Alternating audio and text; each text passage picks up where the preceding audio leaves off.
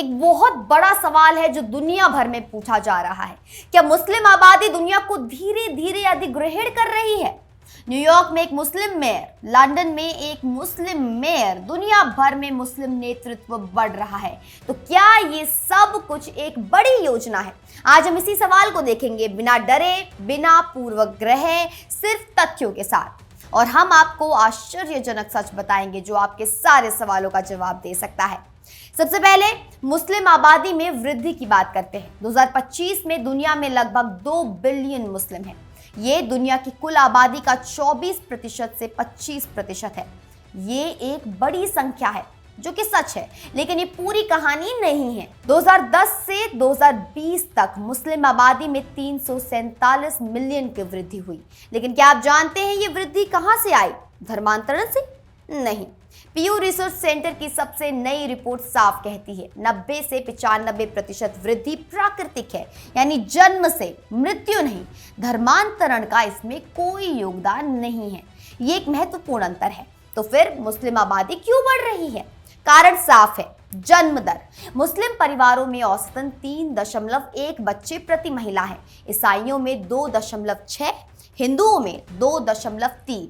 ये एक सच है, लेकिन ये भी एक सच है कि ये संख्या घट रही है, तेजी से घट रही है। और यहाँ महत्वपूर्ण डेटा है, ओमान, मालदीव, कुवैत और ईरान में पिछले 20 सालों में 4.5 से अधिक बच्चों की गिरावट हुई है। सबसे ज्यादा क्यों?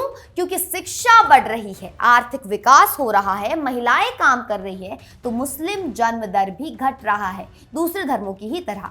और इसका मतलब ये है कि भारत में हिंदू और मुस्लिम दोनों की जन्म दर तेजी से गिर रहा है, अंतर सिकुड़ रहा है। हिंदू जन्म दर 1.6 से 1.8, मुस्लिम जन्म दर 2.3 से 2.4, लेकिन दोनों ही गिर रहे हैं। और यदि ये गिरावट जारी रही तो भविष्य में मुस्लिम आबादी में वृद्धि दर भी कम हो जाएगी। ये किसी षड्यंत्र का संकेत नहीं है, ये सामान्य जनसांख्यिकीय विज्ञान है। अब राजनीतिक नेतृत्व की बात करते हैं। क्या सच में मुस्लिम नेता दुनिया को नियंत्रित कर रहे हैं? देखिए, न्यूयॉर्क में जोहरान ममदानी मेयर बने, ये सच है, 34 साल की उम्र में सबसे कम। लंदन में सादिक खान 3 बार मेयर चुने गए, ये भी सच है। लेकिन अब सवाल ये है, न्यूयॉर्क की आबादी का कितना हिस्सा मुस्लिम है? सिर्फ 10%, यानी 90% अभी भी गैर मुस्लिम है। लंदन में फिर से 10% और 90% गैर मुस्लिम। तो ये अधिग्रहण नहीं है, ये लोकतंत्र है जहां सर्वश्रेष्ठ उम्मीदवार जीतता है। भारत की बात करते हैं। भारत में 14% मुस्लिम आबादी है, यानी 200 मिलियन से ज्यादा लोग। पर लोकसभा में कितने मुस्लिम सांसद हैं? 24, यानी 4.4%। क्या यह अधिग्रहण है? नहीं, ये प्रतिनिधित्व में कमी है। 2014 में 30 मुस्लिम सांसद थे, 2019 में सिर्फ 26, गिर गई संख्या, और 2024 में फिर से 24। सवाल यह है, अगर मुस्लिम दुनिया ले रहे हैं तो भारत में उनका राजनीतिक प्रतिनिधित्व क्यों घट रहा है? अब आर्थिक शक्ति की बात करते हैं। 57 ओआईसी देशों की कुल जीडीपी $9.9 ट्रिलियन है। अमेरिका अकेले की जीडीपी 30.51 ट्रिलियन है। चीन की 19.23 ट्रिलियन, यानी सारे मुस्लिम देश मिलकर भी अमेरिका का 1/3 नहीं है। क्या ये नियंत्रण जैसा लगता है? नहीं। तो आर्थिक दृष्टि से भी कोई अधिग्रहण नहीं है। अब एक और महत्वपूर्ण बात, मुस्लिम देश एकीकृत नहीं है, बिल्कुल नहीं।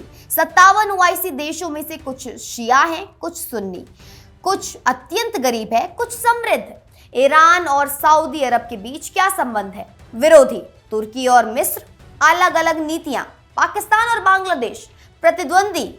तो ये कहना कि मुस्लिम दुनिया एक है, ये पूरी तरह से गलत है, ये एक मिथ है। और यहाँ एक बहुत महत्वपूर्ण सच है, मुस्लिम आबादी खासकर विकासशील देशों में आर्थिक रूप से पिछड़ी है। भारत में मुस्लिमों की बेरोजगारी दर 2023 से 24 में 3.2% तक पहुंच गई, वो सबसे ऊपर जा रही है। शिक्षा, मुसलमानों में साक्षरता दर सबसे कम है, 2.6%, वृद्धि 5 सालों में हुई है ये। महिलाएं, भारत में मुस्लिम महिलाओं की कार्यशक्ति में भागीदारी सबसे कम है, तो अधिग्रहण करने के लिए आपके पास आर्थिक शक्ति, शिक्षा और राजनीतिक नियंत्रण होना चाहिए। मुसलमानों के पास इनमें से कोई भी नहीं है, विशेष रूप से विकासशील देशों में। अब यूरोप की बात करते हैं। यूरोप में 4.9% मुस्लिम आबादी है 2016 में, अब 5 से 6% के बीच है। 2050 तक सबसे अधिक प्रवास के परिदृश्य में भी ये 14% तक जाएगी, तो 86% यूरोप अभी भी गैर मुस्लिम होगा। क्या यह अधिग्रहण है? नहीं, ये विविधता है। अल्पसंख्यक बनना है तो फिर क्या ये सच है? जी हाँ, बिल्कुल ये सच है। मुस्लिम आबादी बढ़ रही है, ये सच है, लेकिन ये बढ़त प्राकृतिक है, योजनाबद्ध नहीं। ये जन्म दर से है, धर्मांतरण से नहीं। ये बढ़त धीमी हो रही है, तेज नहीं। राजनीतिक नेतृत्व कुछ जगहों पर बढ़ जरूर रहा है, लेकिन ये लोकतांत्रिक प्रतिक्रिया है, नियंत्रण नहीं। आर्थिक शक्ति में कोई परिवर्तन नहीं है। मुस्लिम देश एकीकृत नहीं है, बल्कि विभाजित है। और यहाँ अंतिम सच है, ये पूरा अधिग्रहण की सोच डर पर आधारित है, तथ्य पर नहीं। जब आप डेटा देखते हैं तो हर चीज बदल जाती है। सादिक खान ने लंदन में मुफ्त स्कूल भोजन दिया, ये एक नीति है, अधिग्रहण नहीं। जोहरान ममदानी न्यूयॉर्क को सस्ता करना चाहते हैं, ये राजनीतिक प्रतिश्रुति है, अधिग्रहण नहीं। तो अगर कोई आपसे पूछे क्या मुस्लिम दुनिया को ले रहे हैं, तो आप उन्हें ये तथ्य जरूर दीजिएगा। आबादी बढ़ रही है, हाँ, लेकिन घट रही है, लेकिन उसका दर घट रहा है। राजनीति में भागीदारी बढ़ रही है, कहीं कहीं हाँ, पर ये लोकतंत्र है। आर्थिक नियंत्रण बिल्कुल नहीं। दुनिया एकीकृत है, कतई नहीं। तो अधिग्रहण नहीं है, सिर्फ परिवर्तन है, सामाजिक बदलाव है, और ये बदलाव हर समाज में होता है। ये था आज का विश्लेषण, पूर्वाग्रह मुक्त, तथ्य आधारित और पूरी तरह संतुलित। हमने न किसी का पक्ष लिया है, न किसी का विरुद्ध किया है, सिर्फ सच बताया है, क्योंकि सच ही एकमात्र रास्ता है भ्रम को दूर करने का।